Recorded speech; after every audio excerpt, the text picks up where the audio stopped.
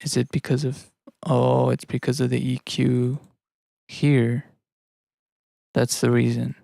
Because I EQ'd out those side information from the low frequencies. I forgot about that.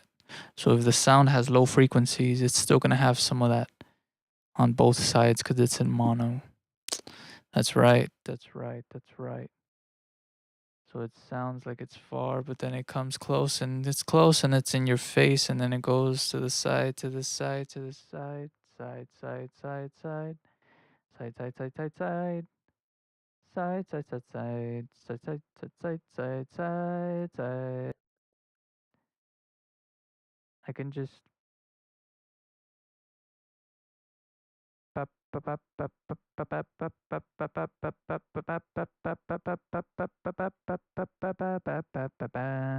see, like there, it's only on the left, but it sounds kind of unnatural. But if I turn this on, then it cuts some of that side information from the mono, and it sounds a little better. Okay. My problem though is here with this.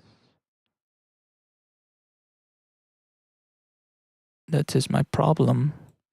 Is this knob right here, or the cutoff? The amount of cutoff that it's doing is kind of not that much. Not that much.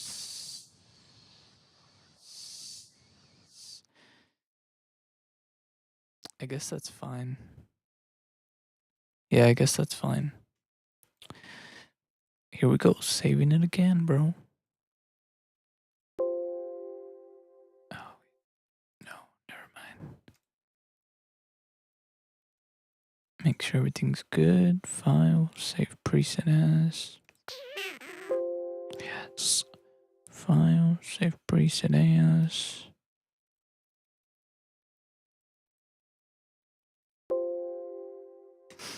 There you go. All right. I think I finally have it. Like, good.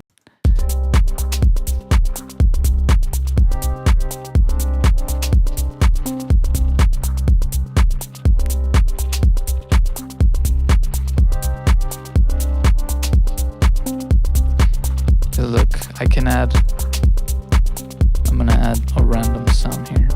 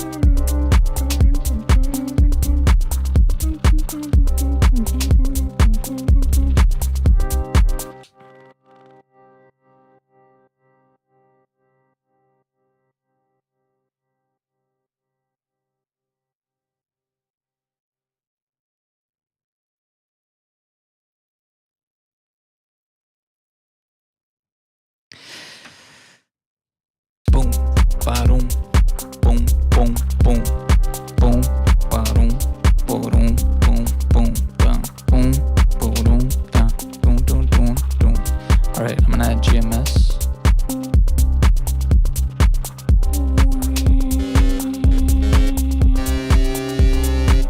I'm gonna do default.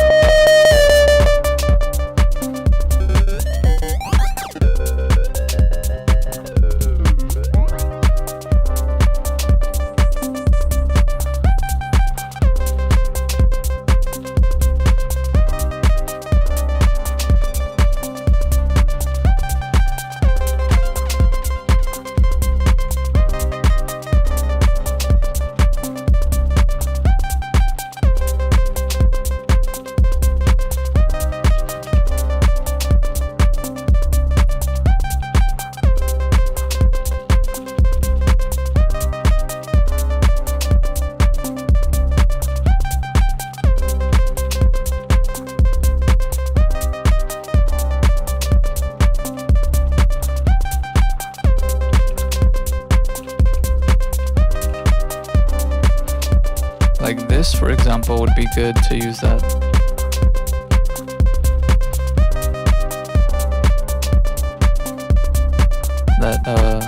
Panning tool.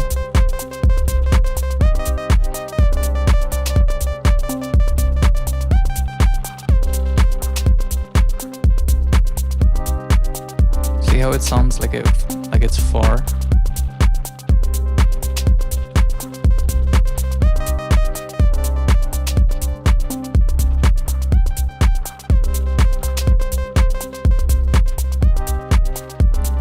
Now I need to learn how to move that sound, not just from left to right, but up and down and back and forth. Like push it to the front, push it to the back. And I know it has to do with like filtering and probably some EQing and some delay in order to change that timing and to change the position in virtual headspace. But I haven't figured that out yet. I'm still learning. For now, it's just a simple panning depth.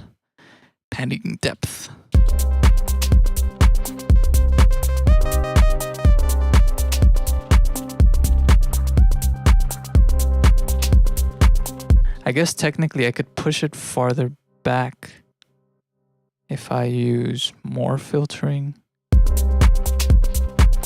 It makes it seem like it's even further in the back.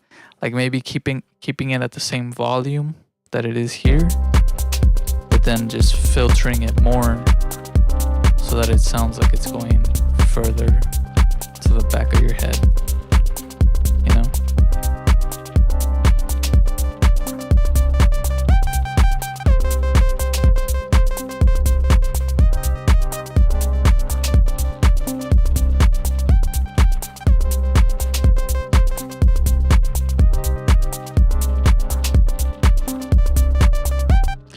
So I can create an automation on this.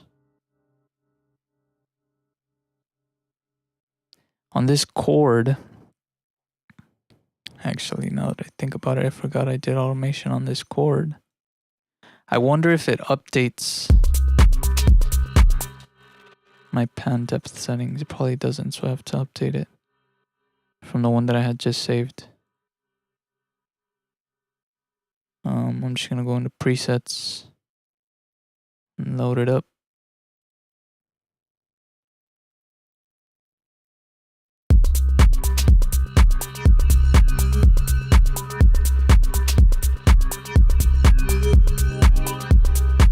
Yes, sir.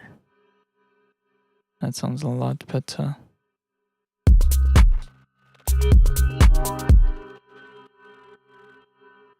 Let me make this a little more.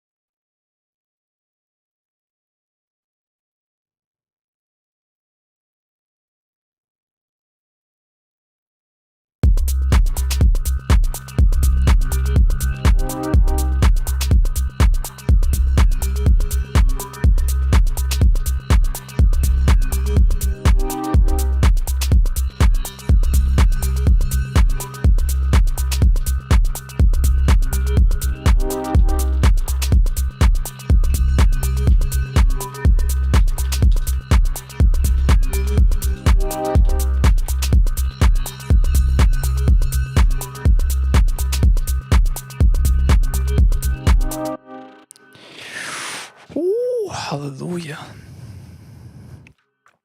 All right, let me listen to the track.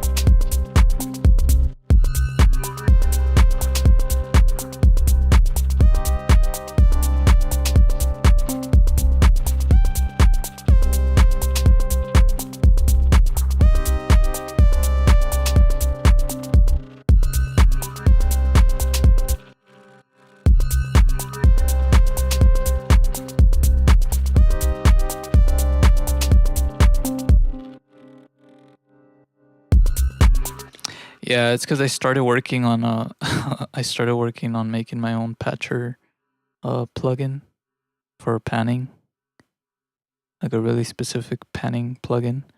And this is what I came up with right now.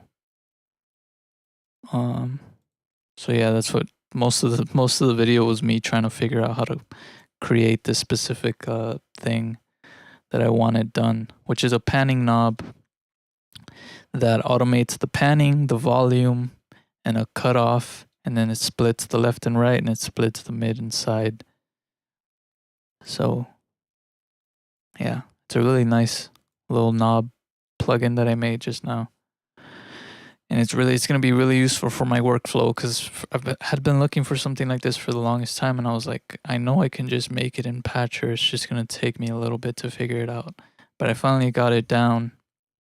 It was kind of a headache to try and work on it. It wasn't complicated. It was just mostly confusing because there's so many little things that you have to do. That's like, okay, how can I do this? You know, as far as like the inputs and output mappings and all that stuff.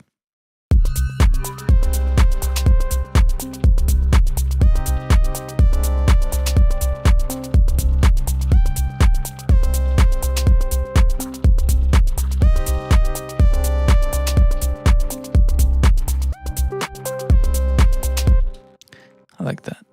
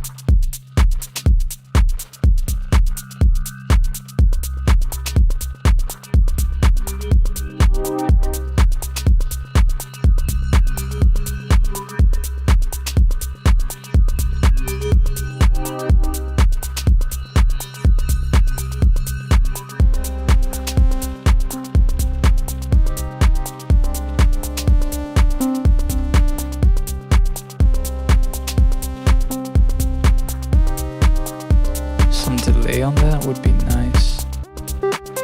Like a delay bus. What if I put my other...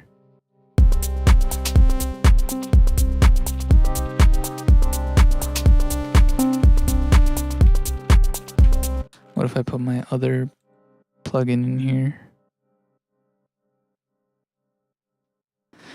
This is another plugin that I need to edit a little bit. Where is it?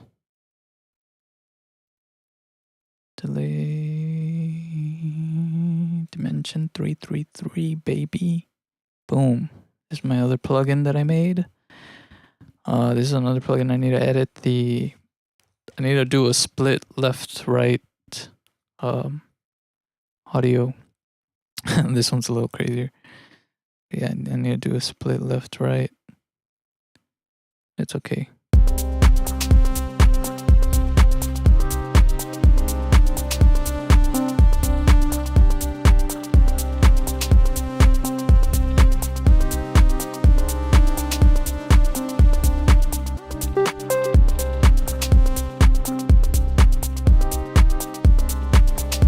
It's the dry signal.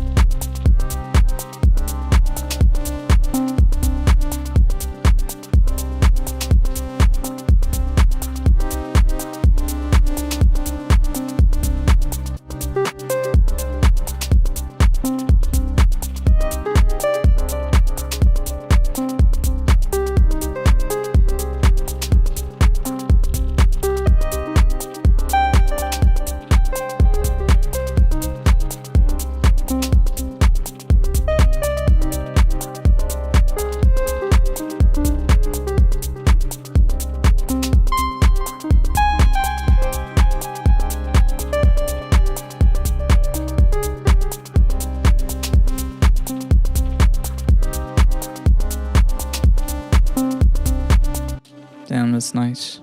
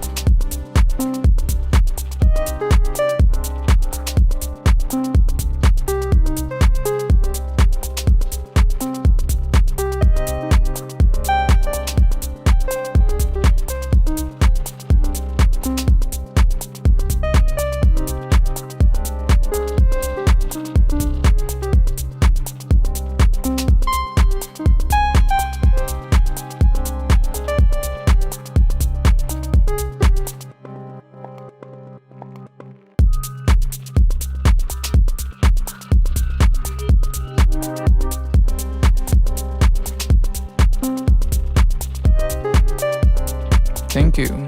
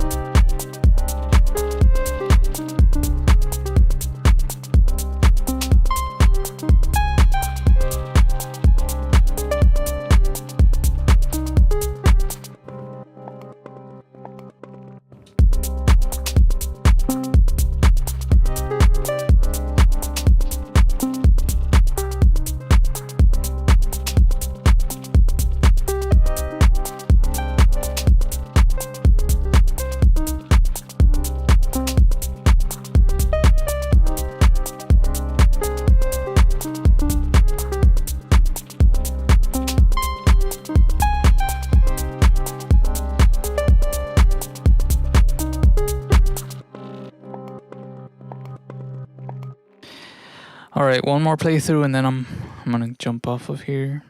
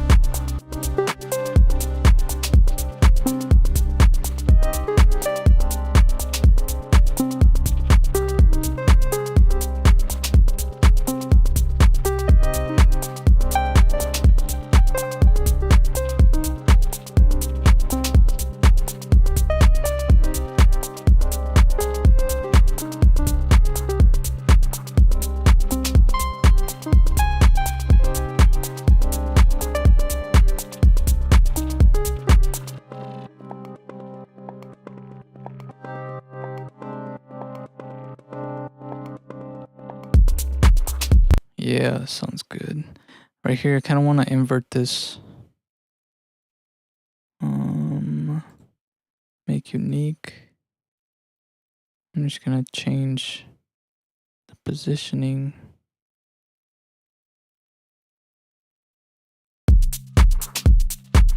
Cause I like the way it like goes from this side to this side, and then I want it to go from that side back.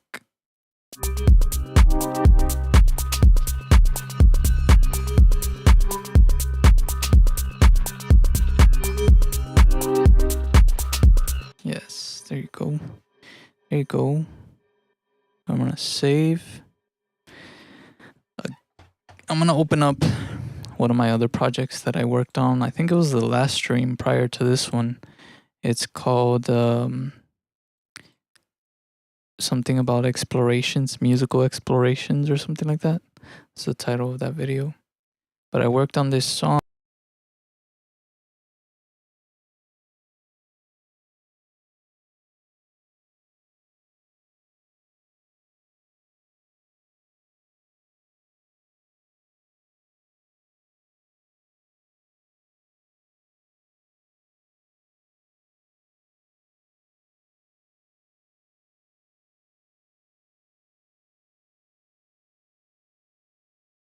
In that stream, and I want to show you guys where I'm at with it. I changed a couple of things.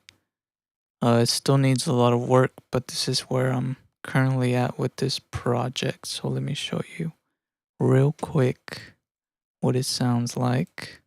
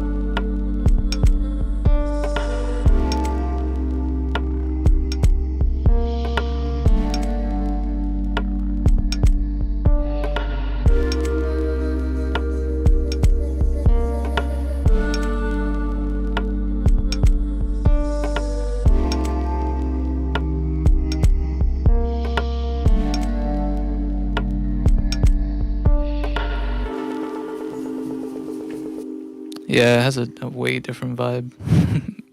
That's kind of what I was going for. Just wanted to make something a little different. This is where I'm at with it currently, but it still needs a lot of work. And yeah, baby, I got a lot of things going on. A lot of different tracks that I've been working on and trying to finish. Um, but yeah, let me just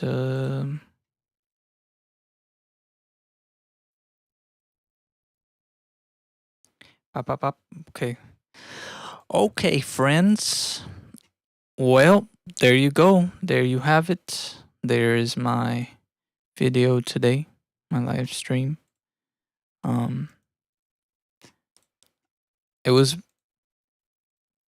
probably like maybe I want to say like an hour or two of me working on a techno track, and then maybe like 2 hours. Well, how long is this stream actually? Before I start talking, 5 hours. Holy shit. Okay, I want to say it was at least 2 hours of me making techno, and maybe like the other 3 hours were of me trying to or making my plugin, the panning one, and trying to get it all figured out.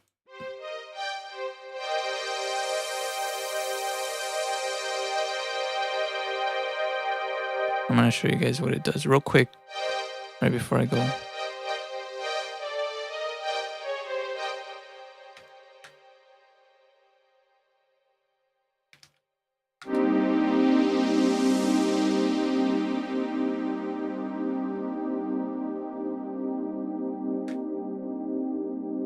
Damn, this sounds nice. What the fuck? I want to make. It makes me want to make music. I'm gonna save this preset. That's a nice pad.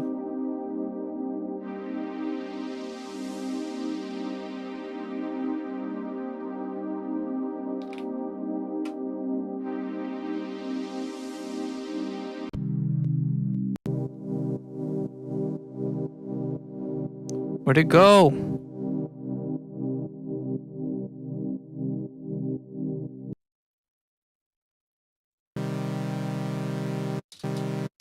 Where did it go?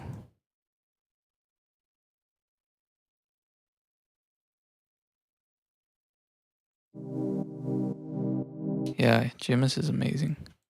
Dang it. What happened to my... I had just saved it, bro.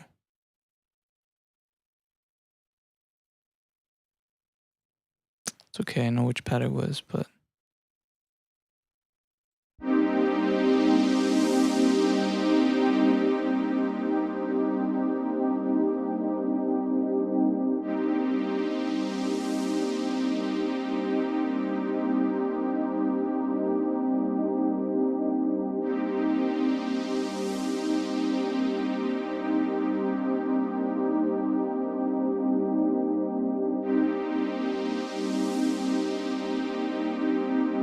Why is it showing this thing up here? Was it always like that, or am I tripping? I never had this empty space right here. How do I...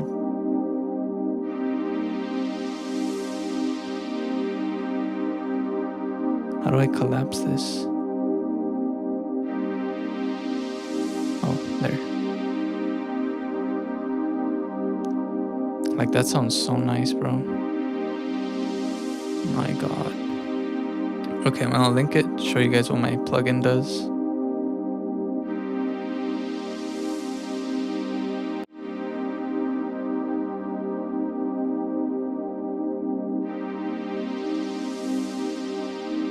So it pans to the left and to the right using splitting the signal from left and right.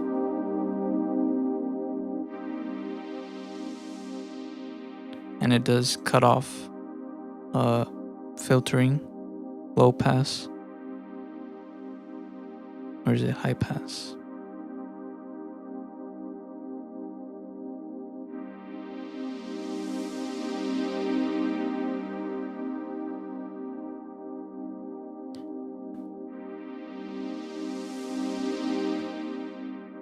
it does this without losing side information.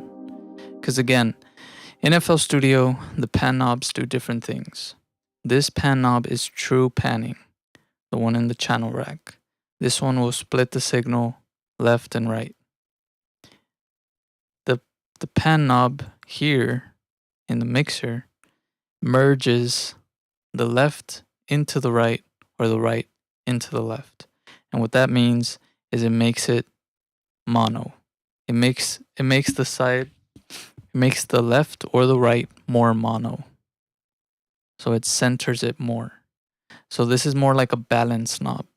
And Fruity Balance, the balance knob does the same thing. So these are technically the same. In Fruity Panomatic, it does the same thing.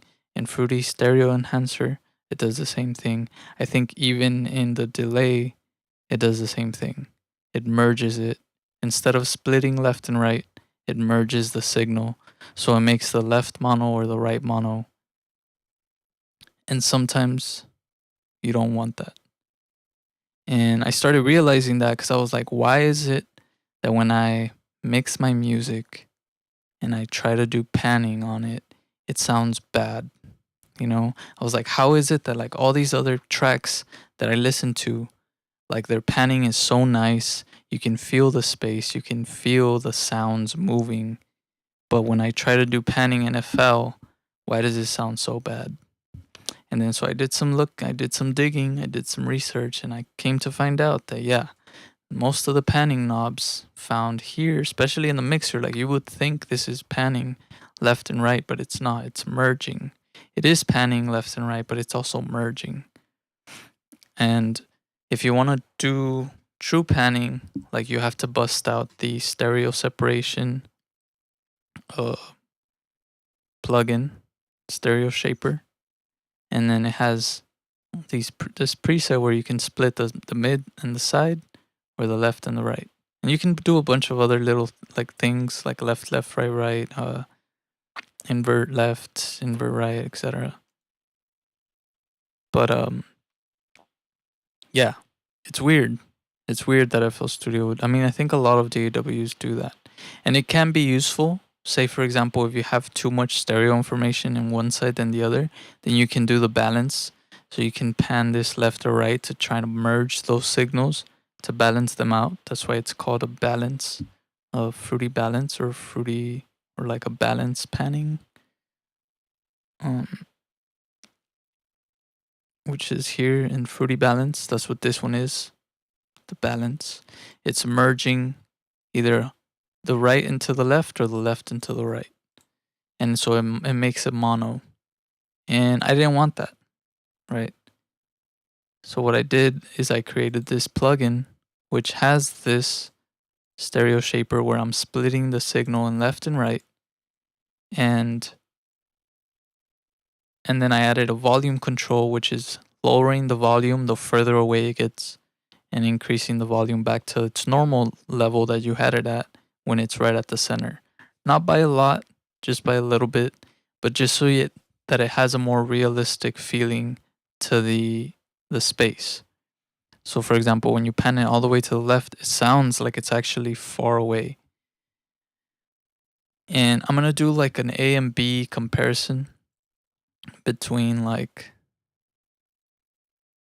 this pan to the left and then Fruity Balance pan to the left. Check it out.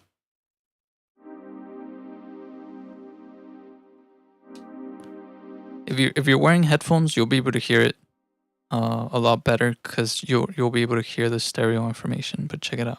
This is with my panning knob.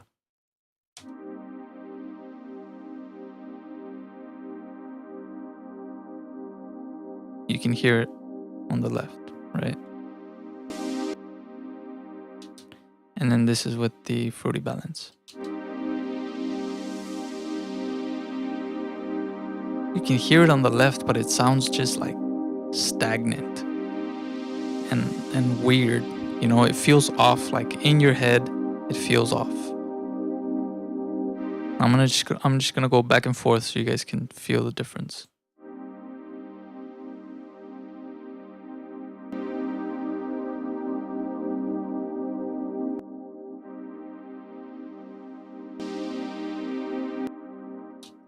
It's louder in the Fruity Balance again because I purposely did it so that it turns down the volume a little bit in this panning.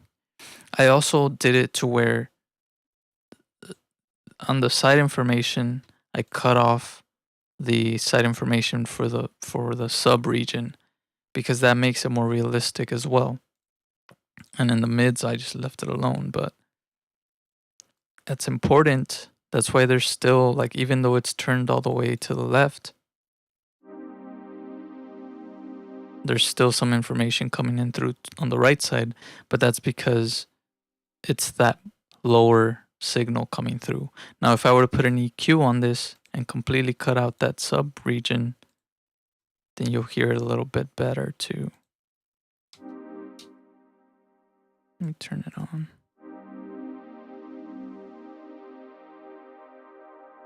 Like if I just had this.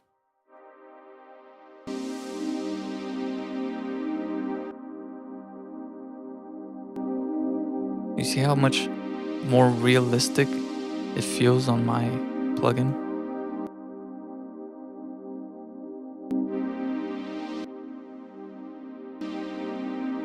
Because it still has the stereo information on the left. It's not in mono.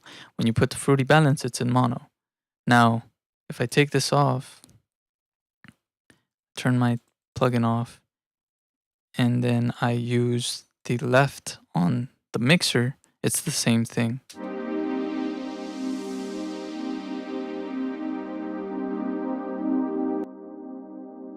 It just sounds more warm in my plugin. It is at a lower volume.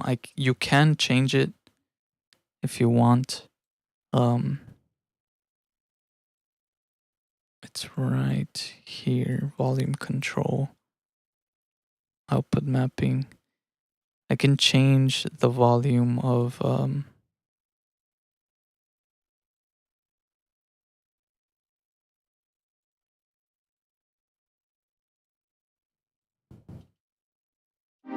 the left.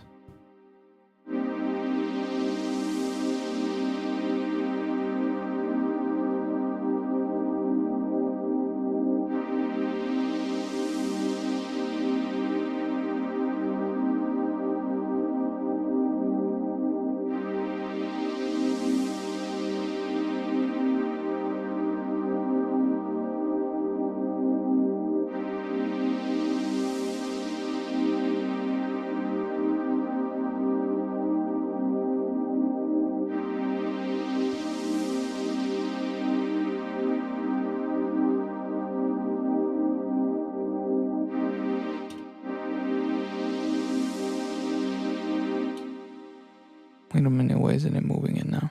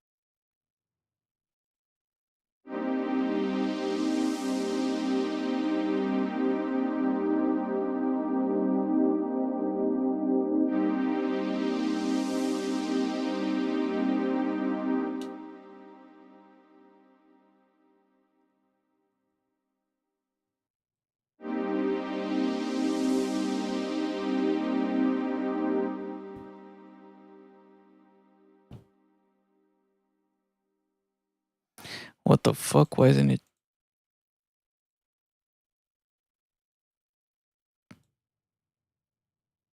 Why isn't it changing it now? It's not even controlling it at all. Oh, is it turned off? Am I stupid? I'm stupid.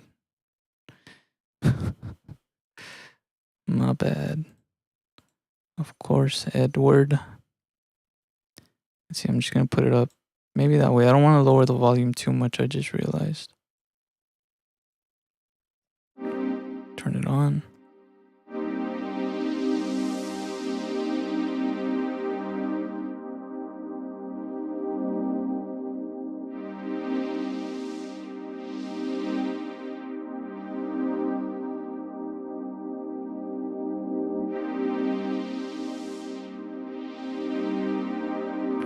Oh, yes. And you can choose to turn off the filtering.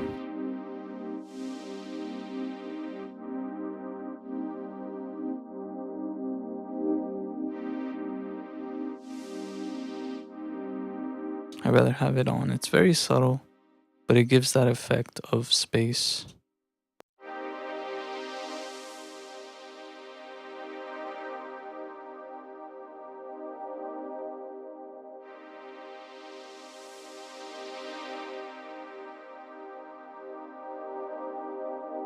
Oh, it's so nice.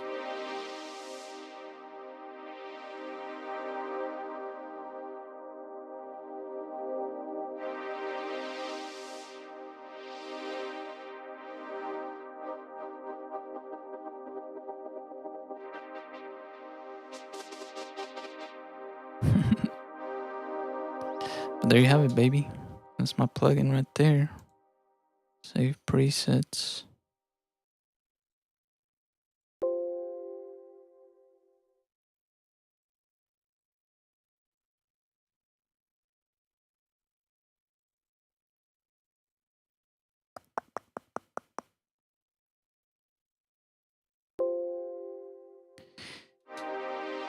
Oh yeah. Oh yeah. I feel like I was talking about something and then I got distracted. I guess just talking about, yeah, the panning and explaining how, FL Studio has panning, but it's kind of shitty. It's useful. It's useful for sure. The merging. But true panning, if you want true panning, you have to do it right here in the channel rack with this pan knob right here.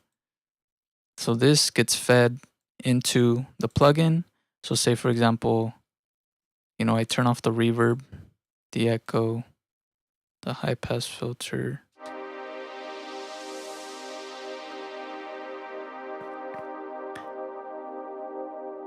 If I pan this to the right, it still has stereo information. Pan this to the left, it still has stereo information. So this is being fed into here. So if you turn on delay or reverb in here, then it's going to be panned this way, but the delay and reverb is going to spread it because this is the signal going in before this. So this is going into this, and then this is going into the mixer, and then the fader here controls whatever effects you have on here. So this is like the very beginning, and then it goes into here, and then this volume gets fed into here, this panning gets fed into here to the mixer, and then these effects, whatever goes in here, this fader is after all of these effects. So this is the last final fader. And then this is the initial one, the one in the channel rack. I think a lot of people are always confused because they think they're all the same, and they think that like if you like changing one is like changing any of them, but no, it's pretty important the order in which they all function, especially both of these two. So this one's for sure. I try to never touch this one. This one is only for like very final, like when I'm mixing and like doing my mastering. It's the only time that I touch this fader. Any other time, it's either these volume controls, the ones inside the plugin itself, or sometimes I'll add like a fruity balance and I'll do the volume there if I want to control something specifically, or in compressors and things like that. The gain knob in compressors. Um, but yeah, I just thought I would let you guys know that information. Again, if you want to pan, do it here. If you want to merge, then you can merge here or in the fruity balance. Um, or in the fruity stereo enhancer or the fruity panomatic, they all do the same thing. They all merge the left and the right. They don't split the signal. Only the channel rack splits the signal. And my plugin splits the signal.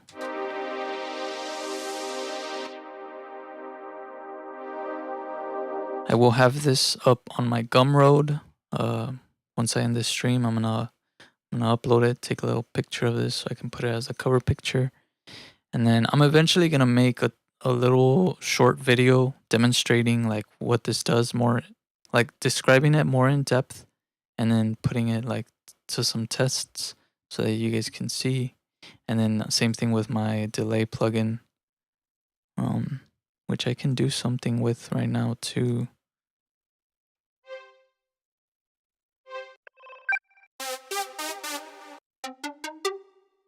I'm just gonna use a dry signal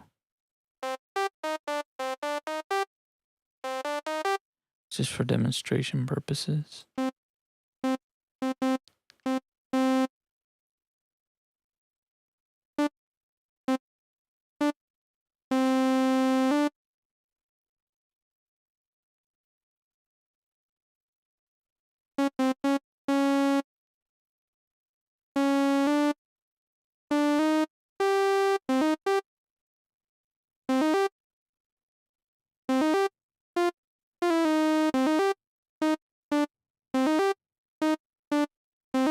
Okay, I have the signal right. And then let me add my plugin dimension 333.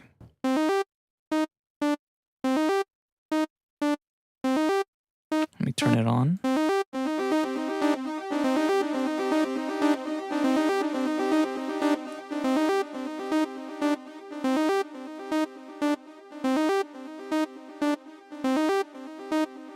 Can do different timings for the left and the right, different feedback for the left and the right, different volumes for the left and the right.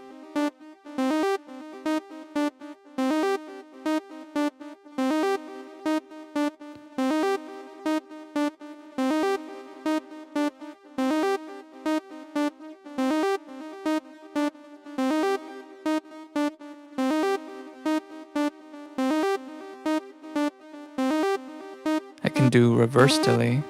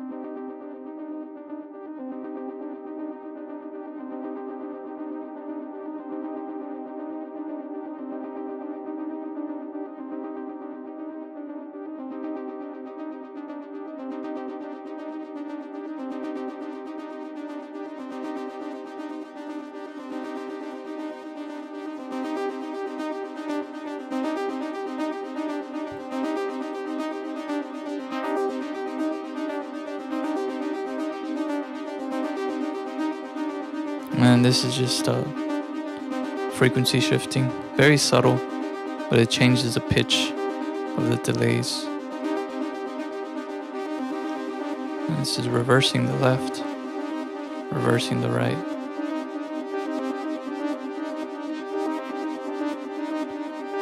The feedback.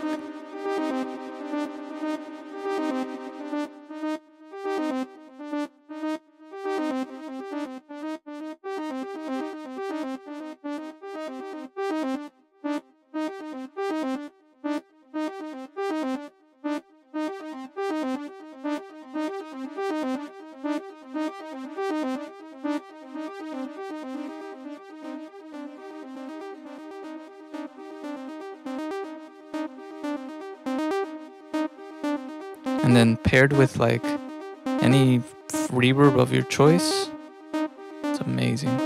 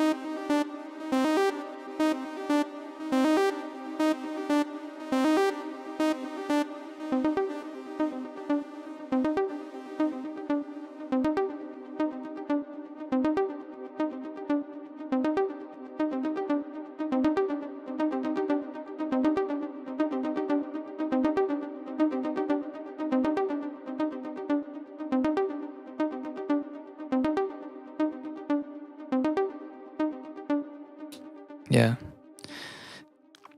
I'm gonna work on it some more. I'm gonna work on this some more. I'm gonna work on this some more. I really like the design of this one. It's like, it looks really clean. This one I still needs. I need to work on this. This needs some work, but it's out on my Gumroad. The link is in the description, and it'll be out for this too. Same link under Gumroad, my Gumroad page. I have my drum pack, my Vital preset pack, my plugin Dimension 333, and now this one, Pan Depth. I might change the name, but I'm not sure yet. We'll see. Either way, I gotta end the stream because it's already late and I should sleep. But I hope you all have a wonderful day. Hope you all enjoyed the stream. I know it was kind of long. I know it was kind of weird. There's a lot of confusion on my part, especially trying to make this plugin. It was pretty tedious trying to figure all the routing and the mapping out, but I got it. I did it. Got it under control, and it'll be out right after this. So thank you guys, and adios. I'll catch y'all next time, baby. Peace.